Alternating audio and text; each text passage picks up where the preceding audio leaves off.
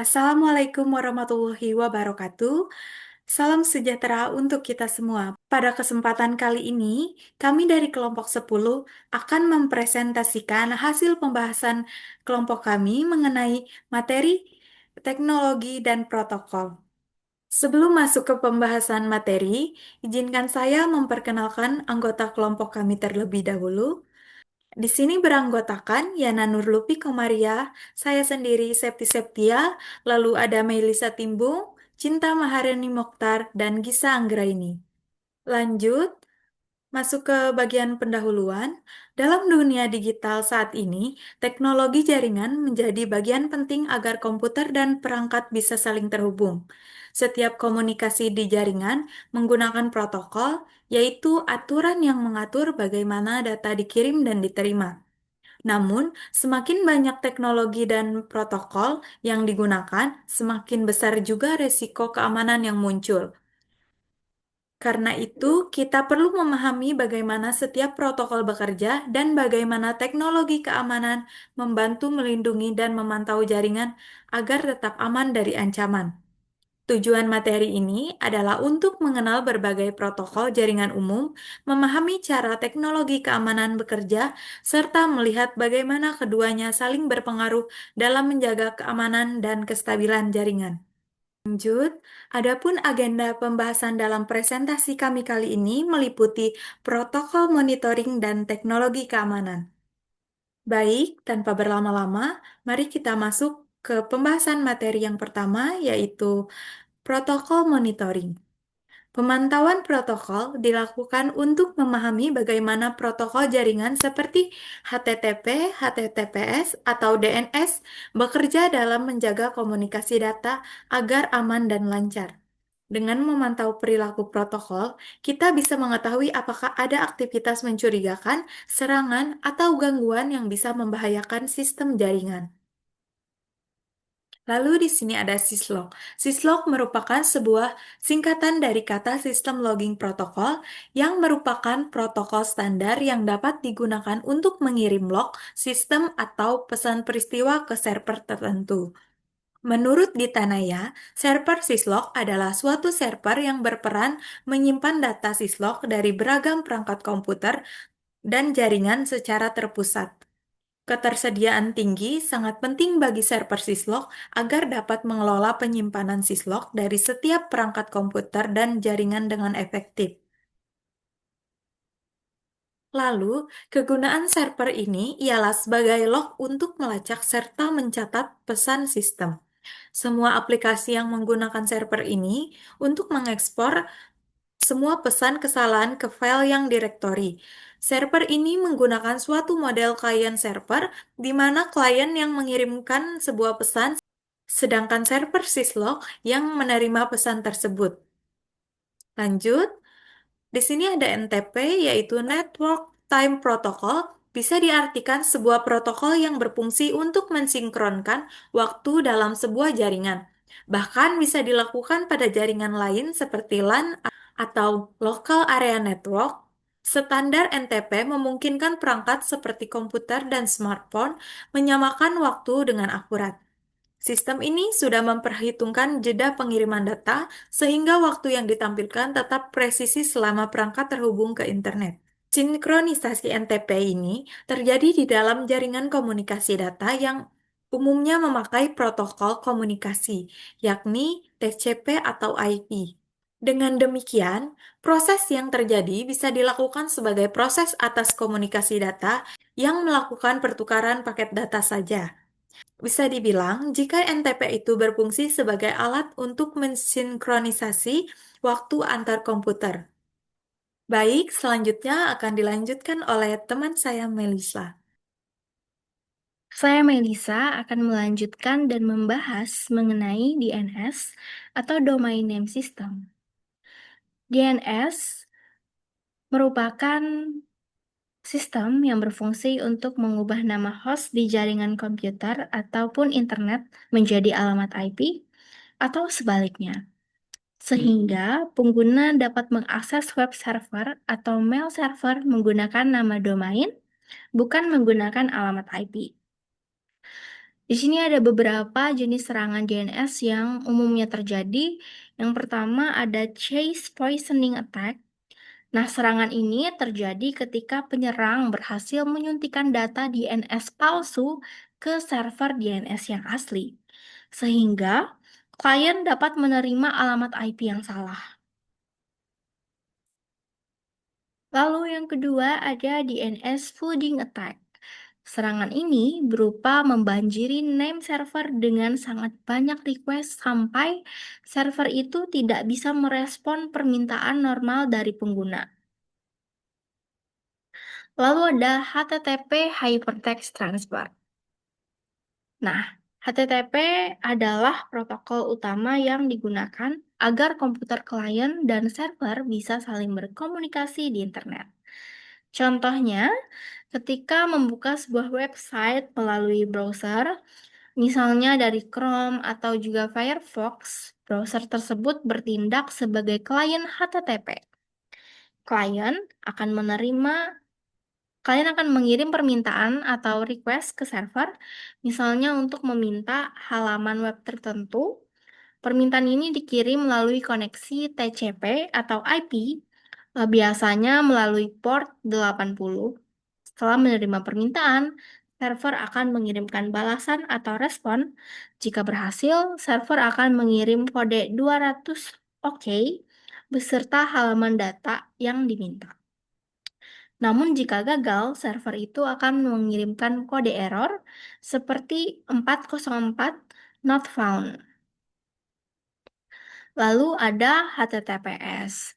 HTTPS memiliki definisi yang sama dengan HTTP, namun memiliki kelebihan fungsi di bidang keamanan atau secure. Melalui enkripsi SSL TLS, Secure Socket Layer, Transport Layer Security, teknologi protokol ini mencegah kemungkinan dicurinya informasi penting yang dikirimkan selama proses komunikasi berlangsung antara user dengan web server atau juga bisa sebaliknya.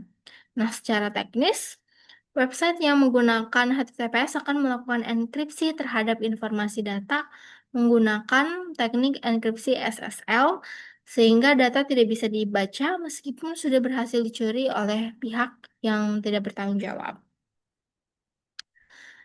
Lalu ada protokol email SMTP. Simple Mail Transfer Protocol merupakan protokol jaringan berbasis teks yang digunakan untuk mengirim email. Protokol ini menyebutkan satu atau lebih penerima email untuk kemudian diverifikasi. Nah, jika penerima email valid, maka email segera dikirim.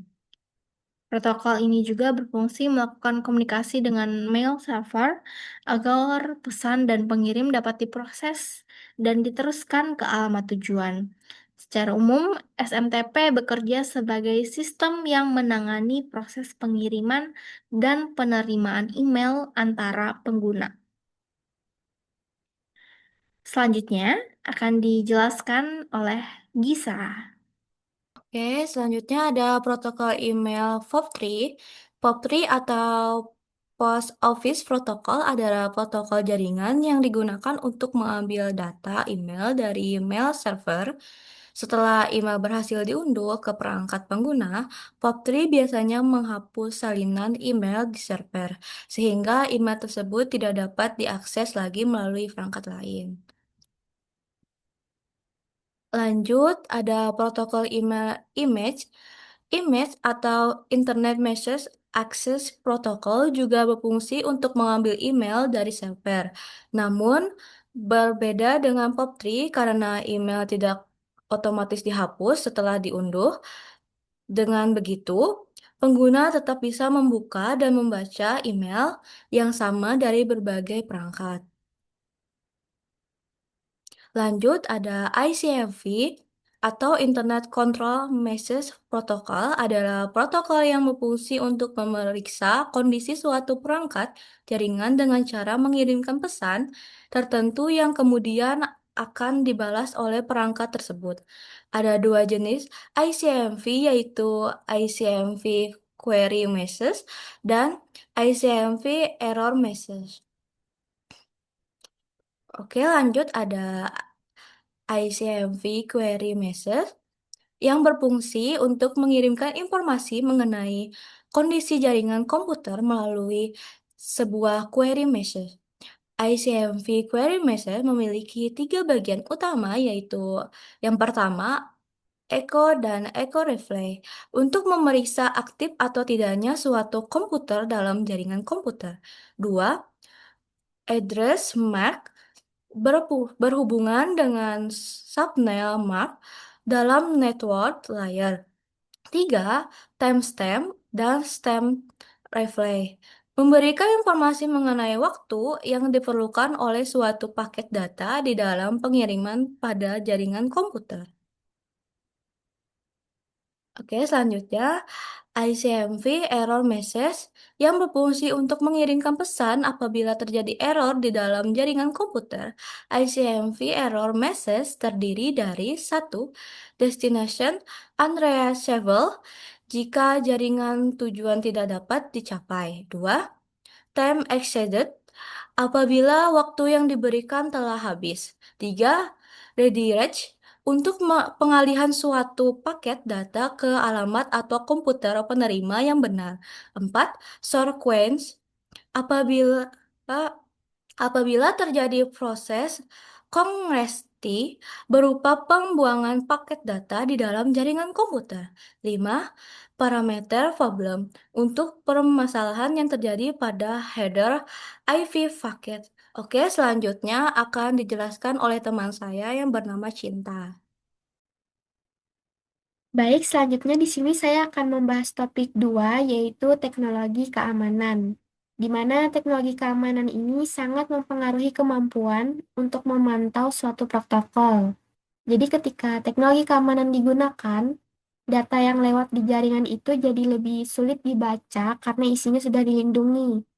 Memang jadinya meningkatkan keamanannya, tetapi juga bisa membatasi kemampuan sistem pemantauan dalam melihat isi lalu lintas jaringan secara detail. Setelah memahami bahwa teknologi keamanan ini berpengaruh besar terhadap proses pemantauan dan perlindungan jaringan, selanjutnya saya akan membahas beberapa teknologi utama yang sering digunakan dalam sistem keamanan jaringan. Yaitu yang pertama ada ACL atau Access Control List. Ini adalah salah satu tipe teknologi pemantauan keamanan yang berfungsi untuk mengizinkan atau menolak paket data yang masuk maupun juga yang keluar, sehingga mencegah masuknya akses yang tidak sah. Cara kerja ACL ini dimulai dengan memeriksa isi paket, lalu mengaplikasikan aturan agar menentukan apakah paketnya ditolak atau tidak. Jadi, akses control list ini dibagi menjadi beberapa jenis berdasarkan tingkat fleksibilitasnya dan detail aturan yang digunakan. Itu ada standar ACL. Ini adalah jenis ACL yang sederhana, jenis yang diterapkan pada router tujuan, dan hanya menentukan apakah paketnya ini diterima atau ditolak berdasarkan alamat sumbernya saja. Jadi alamat sumber tersebut bisa berasal dari jaringan maupun host tertentu. Standar ACL ini dapat digunakan dalam proses penyaringan pada protokol TCP, UDP, atau berdasarkan nomor port. Namun tetap terbatas hanya pada identifikasi alamat sumber saja. Selanjutnya ada Extended ACL. Ini menawarkan tingkat keamanan yang lebih lengkap dibanding yang standar ACL tadi. Jadi ACL ini biasanya ditempatkan pada router sumber dan memungkinkan administrator untuk menentukan izin atau penolakan paket berdasarkan alamat sumber sekaligus alamat tujuannya. Jadi extended ACL ini memungkinkan penyaringan yang lebih detail. Jadi admin dapat membuat aturan yang lebih spesifik sesuai kebutuhan jaringan. Selanjutnya ada NAT atau Network Address Translation. Ini itu suatu metode yang menghubungkan lebih dari satu komputer ke jaringan internet dengan menggunakan satu alamat IP publik. Jadi salah satu syarat agar perangkat suatu perangkat itu bisa terhubung ke internet itu menggunakan alamat IP publik. Nah, jadi melalui NAT memungkinkan beberapa node untuk berbagi satu atau lebih alamat publik. Jadi, gateway NAT ini berada di perbatasan antara jaringan privat atau jaringan lokal dan jaringan publik.